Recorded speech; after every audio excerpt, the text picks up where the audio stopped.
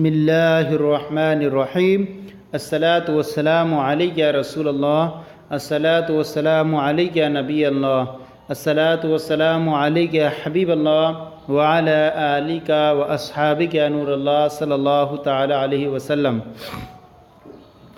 آج ہم آپ کے سامنے مفتاح العربیہ حصہ اول کا درس نمبر 15 شروع کر رہے ہیں، اور اس درس نمبر 15 کے اندر ہم پہلے مفرد الفاظ کو پڑھیں گے۔ مفرد وہ ہے جو اکیلا معنی پر دلالت کرے، اور اس کے بعد جو ہے مرکب الفاظ کو پڑھیں گے۔ تو جو مرکب الفاظ آ رہے ہیں یہ آپ کے پہلی لائن میں جو ہیں 2 لائنوں میں مفرد الفاظ ہیں، اور تیسری لائن میں یہ مرکب ہے۔ مرکب کہتے ہیں ایک سے زیادہ جو کلمے سے مل کر مرکب بنے تو اس کو مرکب کہتے ہیں۔ اب یہ جو تیسری لائن میں ہیں مرکب، یہ لیکن ہے مرکب ناقص، اور مرکب ناقص کہتے ہیں اس کو جس سے مخاطب کو پوری بات فائدہ تامہ حاصل نہ ہو۔ اس طرح سے مرکب کی کئی قسمیں بنتی ہیں: مرکب توصیفی، مرکب اضافی، مرکب بنائی، مرکب منع صرف۔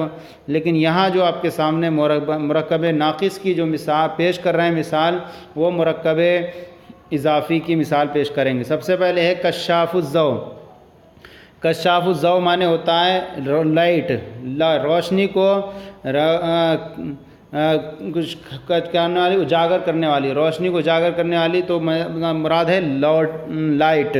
اس کے بعد آ گیا ماؤن۔ ماؤن معنی ہوتا ہے پانی، اور اس کی جمع آتی ہے میاہن۔ آگے سمندر، بحرن۔ بحرن معنی ہوتا ہے سمندر، اور اس کی جمع آتی ہے بحار۔ اب یہاں پر یہ دونوں مفرد تھے، ان دونوں مفرد کو پھر ملا کر کے استعمال کیا گیا۔ ماء البحری، ماء من پانی، بحر معنی سمندر، سمندر کا پانی۔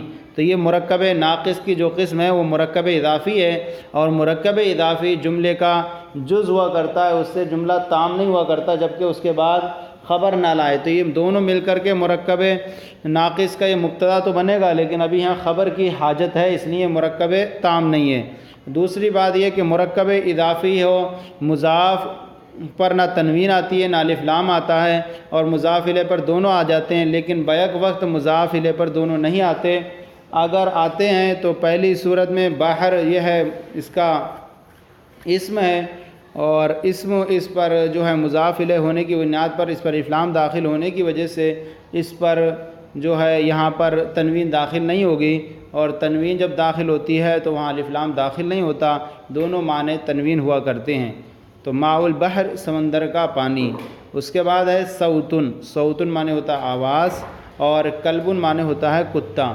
صوتن معنی آواز، کلبن کتا، کلب کی جمع آتی ہے کلاب۔